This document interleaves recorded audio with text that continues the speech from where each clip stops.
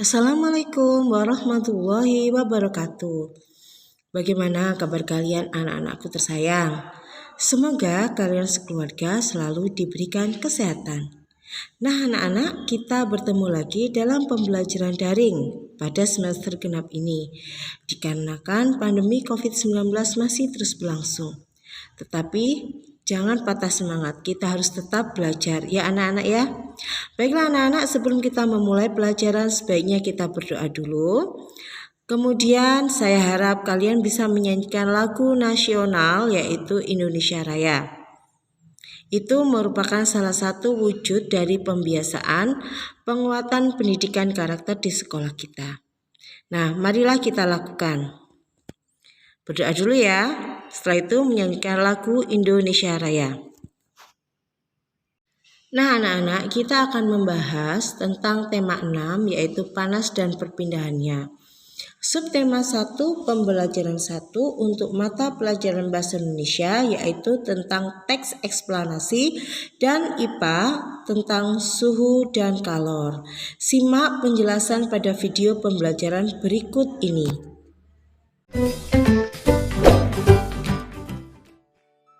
Halo sahabat cerdas, Assalamualaikum warahmatullahi wabarakatuh.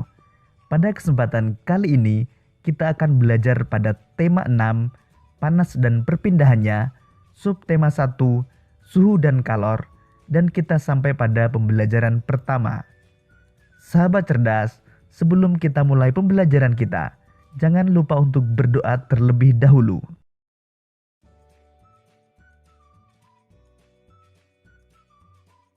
Sahabat cerdas, perhatikan gambar peristiwa berikut. Dari ketiga gambar tersebut, gambar kegiatan manakah yang paling sering kamu lihat dalam kehidupan sehari-hari? Ketiga gambar tersebut berhubungan dengan kalor atau energi panas. Gambar tersebut menunjukkan energi panas yang berasal dari api dan matahari. Lalu bagaimana dengan tubuh manusia? Apakah tubuh manusia juga mengeluarkan energi panas? Untuk mengetahuinya, mari kita lanjutkan pembelajaran kita. Sumber energi panas. Benda yang dapat menghasilkan energi panas disebut sumber energi panas. Sumber energi panas dapat kita jumpai di alam. Salah satunya adalah matahari. Matahari merupakan sumber energi panas terbesar. Semua makhluk hidup memerlukan energi panas matahari.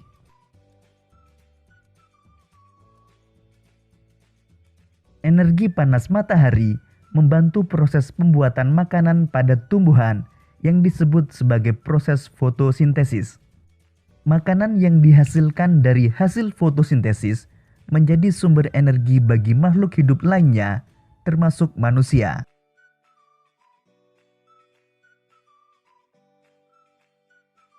Energi panas matahari dapat menerangi bumi sehingga udara di bumi menjadi hangat.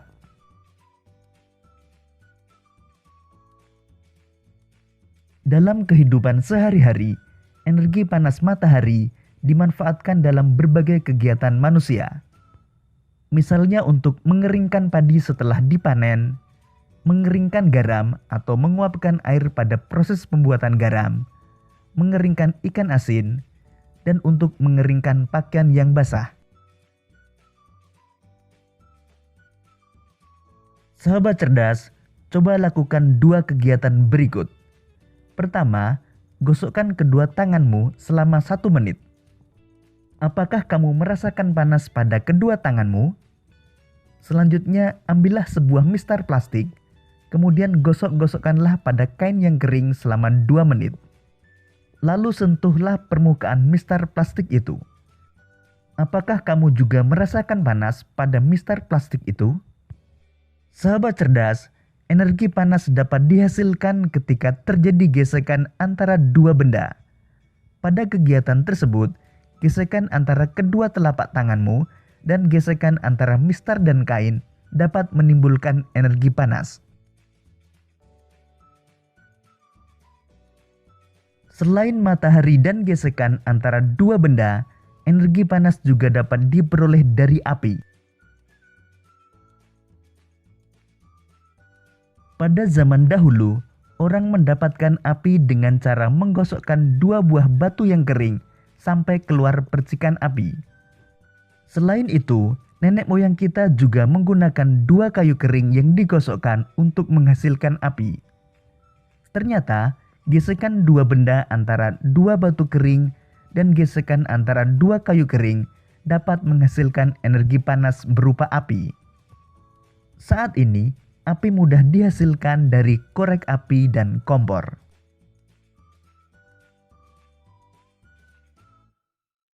Sahabat cerdas, demikian tadi penjelasan tentang sumber energi panas. Sekarang waktunya untuk menjawab pertanyaan. Apa yang dimaksud dengan sumber energi panas? Sumber energi panas adalah benda yang dapat menghasilkan energi panas.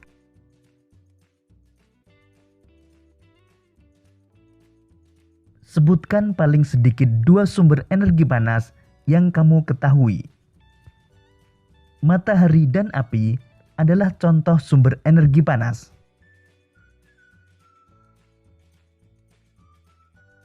Apa saja manfaat yang didapatkan makhluk hidup dari matahari? Energi panas matahari membantu proses pembuatan makanan pada tumbuhan yang disebut sebagai proses fotosintesis.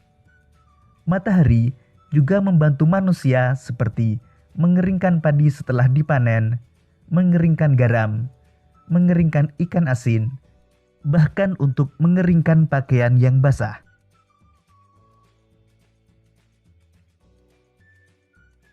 Tunjukkanlah cara-cara sederhana untuk membuktikan adanya energi panas di sekitarmu.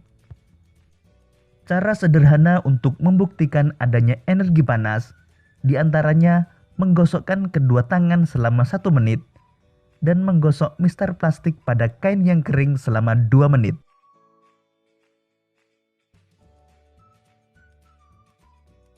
Bagaimanakah cara nenek moyang kita untuk mendapatkan api? Nenek moyang kita menggosokkan 2 buah batu yang kering sampai keluar percikan api. Selain itu, nenek moyang kita juga menggosokkan 2 buah kayu kering untuk menghasilkan api.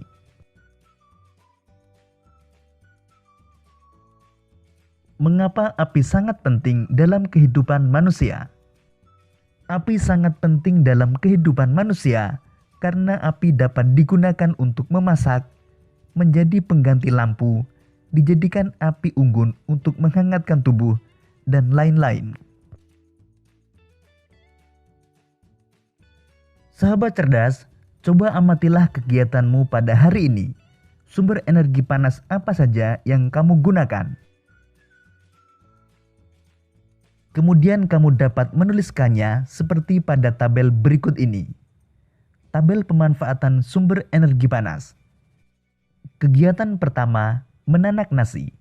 Alat yang digunakan, panci dan kompor. Sumber energi panas yang digunakan, api dari kompor.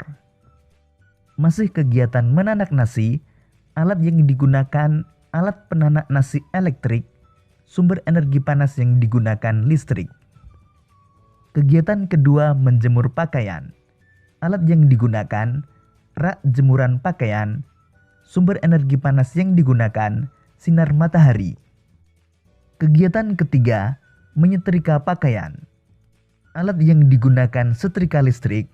Sumber energi panas yang digunakan, listrik.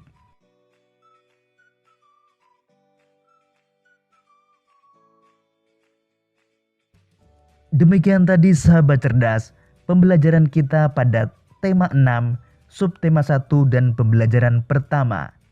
Untuk menguji pemahamanmu, kamu dapat mengerjakan latihan soal yang terdapat pada deskripsi video ini. Sampai jumpa pada pembelajaran berikutnya. Tetap semangat.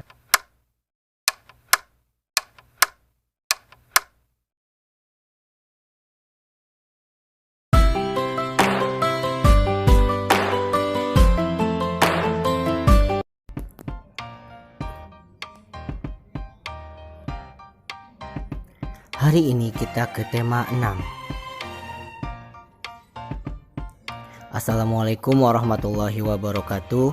Selamat pagi, salam sejahtera untuk kita semua. Bertemu lagi dengan Pak Yayat pada tema 6, panas dan perpindahannya.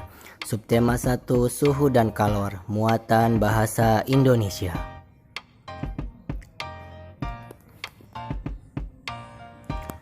Menjelaskan cara-cara untuk memahami teks eksplanasi. Teks eksplanasi merupakan teks yang berisi penjelasan tentang berbagai peristiwa yang terjadi di sekitar kita, seperti fenomena alam, sosial, dan budaya. Teks eksplanasi disajikan harus sesuai fakta. Teks eksplanasi memiliki struktur, yaitu pernyataan umum, deretan penjelas, dan kesimpulan.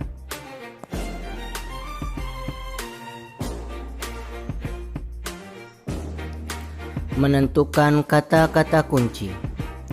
Kata-kata kunci adalah kata-kata yang penting dan sering muncul di dalam teks.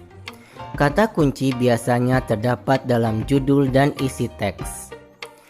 Dalam pencarian informasi, kata-kata kunci dapat diperluas dan dipersempit yang tujuannya agar informasi yang diperoleh tepat sasaran.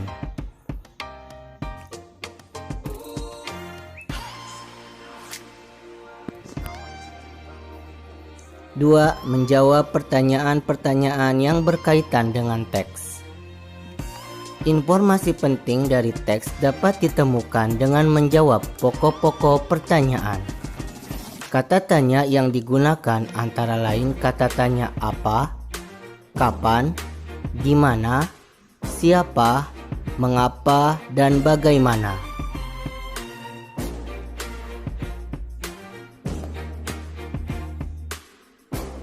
Untuk lebih jelasnya, simaklah teks berikut. Kalor merupakan salah satu bentuk energi yang dapat berpindah dari benda yang bersuhu tinggi ke benda yang suhunya lebih rendah. Perpindahan kalor dapat terjadi karena adanya perbedaan suhu dalam benda. Kalor dapat menaikkan atau menurunkan suhu. Semakin besar kenaikan suhu, maka kalor yang diterima oleh benda semakin besar. Sebaliknya, jika semakin kecil kenaikan suhu, maka kalor yang diterima akan semakin sedikit.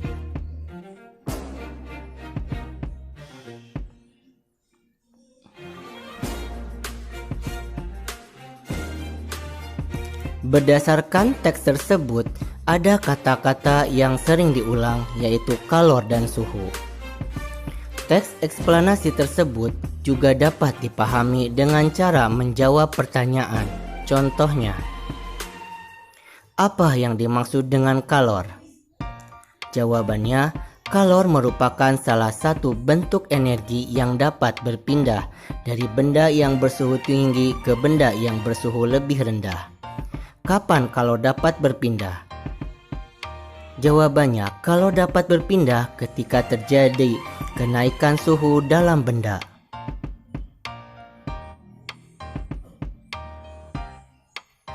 Membuat ringkasan dan kesimpulan dari teks eksplanasi.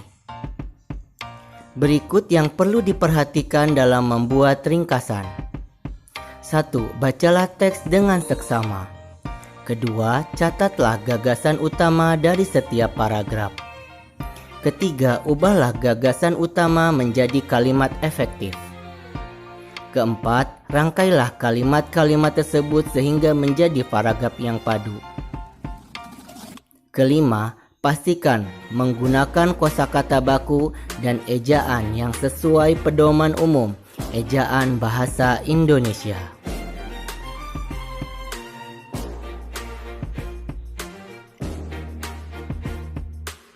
Setelah membuat ringkasan, kita dapat membuat kesimpulan. Kesimpulan merupakan pendapat terakhir yang mengandung informasi berdasarkan uraian sebelumnya. Kesimpulan dibuat agar informasi yang diperoleh dapat mudah diingat dengan cara mencatat informasi penting dalam teks.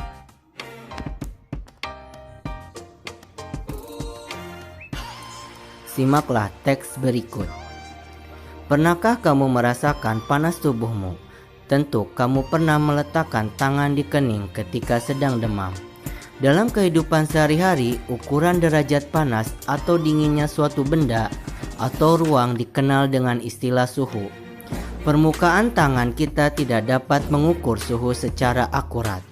Terdapat suatu alat yang digunakan untuk mengukur suhu secara tepat dan dapat digunakan secara internasional, yaitu termometer.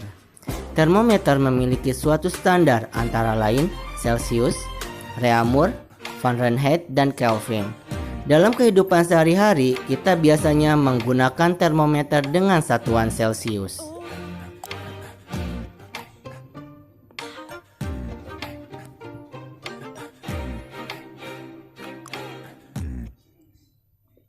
Contoh ringkasan berdasarkan teks tersebut. Suhu adalah ukuran panas atau dinginnya suatu benda. Setiap benda atau ruangan dapat diukur suhunya menggunakan termometer. Ada banyak satuan ukuran untuk mengukur suhu, yaitu Celsius, Reaumur, Fahrenheit, dan Kelvin. Contoh kesimpulan berdasarkan teks tersebut. Jadi, panas atau dinginnya suatu benda dinamakan suhu. Suhu dapat diukur dengan menggunakan alat yang bernama termometer. Ada berbagai macam satuan ukuran termometer yang biasanya digunakan dalam kehidupan sehari-hari, tetapi satuan yang umum digunakan adalah satuan Celsius.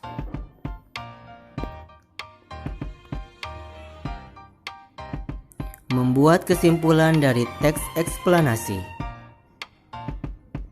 Kesimpulan dapat dibuat berdasarkan pernyataan-pernyataan yang ada. Perhatikan contoh berikut.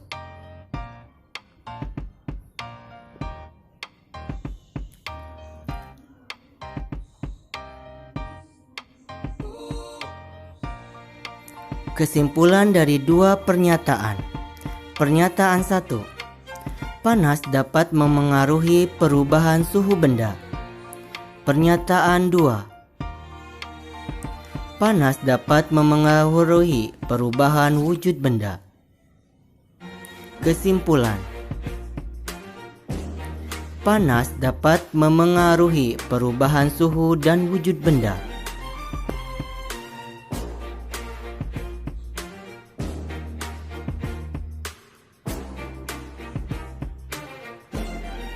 Kesimpulan dari tiga pernyataan. Pernyataan 1. Manusia mengonsumsi makanan untuk beraktivitas. Pernyataan 2. Makanan diubah menjadi energi panas. Pernyataan 3. Panas yang dihasilkan biasanya dikeluarkan bersama keringat. Kesimpulan. Dalam aktivitasnya, makanan yang telah dikonsumsi manusia diubah menjadi energi panas dan biasanya dikeluarkan bersama keringat.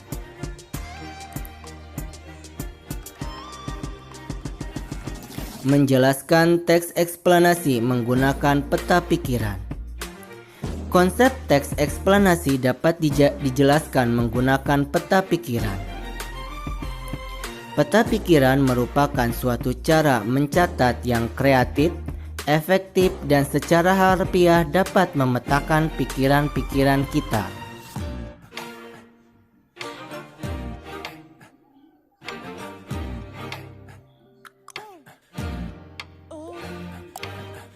Cara membuat peta pikiran. 1. Tentukan ide pokok teks yang disajikan. 2. Catatlah kalimat penjelas dari ide pokok tersebut dalam bentuk poin-poin. 3. Setelah itu barulah kamu dapat menuliskan ide pokok dan kalimat penjelas tersebut ke dalam suatu bagan peta pikiran.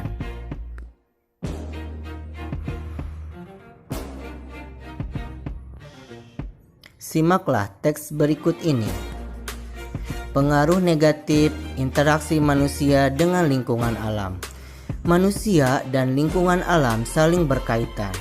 Manusia tidak bisa hidup tanpa lingkungan alam. Manusia berinteraksi dengan lingkungan alam untuk memenuhi kebutuhan hidup. Bentuk interaksi manusia dengan lingkungan alam terlihat dalam bidang pertanian, perkebunan, perikanan, dan peternakan.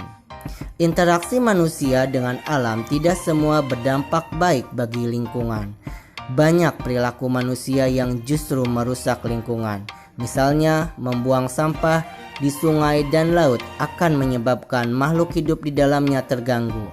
Perilaku merusak lingkungan juga dapat membahayakan diri manusia. Pengaruh negatif interaksi manusia dengan lingkungan akan menyebabkan bencana. Bencana tersebut dapat merusak lingkungan alam dan merugikan manusia. Contoh bencana akibat interaksi manusia dengan alam adalah banjir, tanah longsor, dan kebakaran hutan. Bencana banjir disebabkan oleh tersumbatnya saluran air karena sampah yang dibuang sembarangan. Tanah longsor bisa disebabkan oleh ulah manusia yang sering menebang pohon. Kecerobohan manusia juga bisa menyebabkan kebakaran hutan.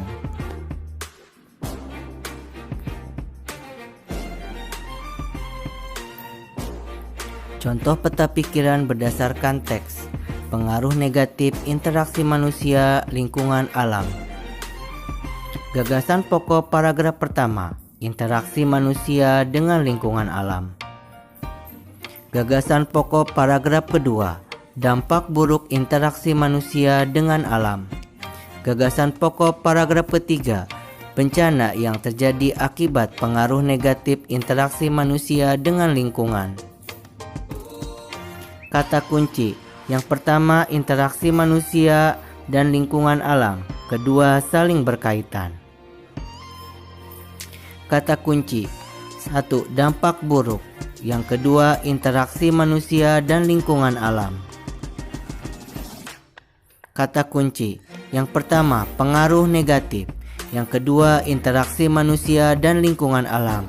Yang ketiga, terjadi bencana.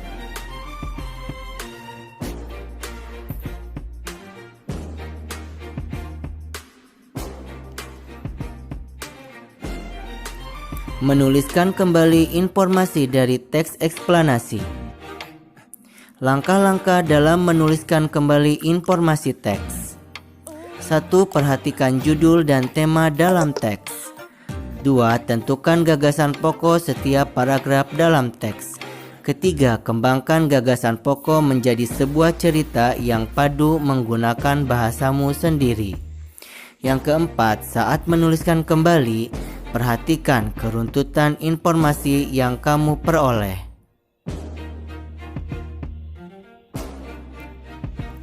Membuat ringkasan teks eksplanasi. Hal-hal yang diperhatikan dalam meringkas teks eksplanasi. 1. Membaca judul teks terlebih dahulu untuk mengetahui gambaran informasi secara keseluruhan. Yang kedua, dengan membaca cermat, kita dapat menggali informasi teks lebih dalam sehingga dapat memahami isi teks. Itu saja yang dapat disampaikan pada tema 6 subtema 1. Kita ketemu di lain kesempatan. Wabillahi taufiq walhidayah. Wassalamualaikum warahmatullahi wabarakatuh. Nah, anak-anak, demikianlah video pembelajaran dan materi pada tema 6 subtema 1 PP1. Untuk soal latihannya, kalian Ibu harap mengerjakan melalui Google Form yang akan saya kirimkan setelah ini. Ingat, kirimkan foto ketika kalian mengerjakan soal pada Google Form tersebut. Terima kasih. Wassalamualaikum.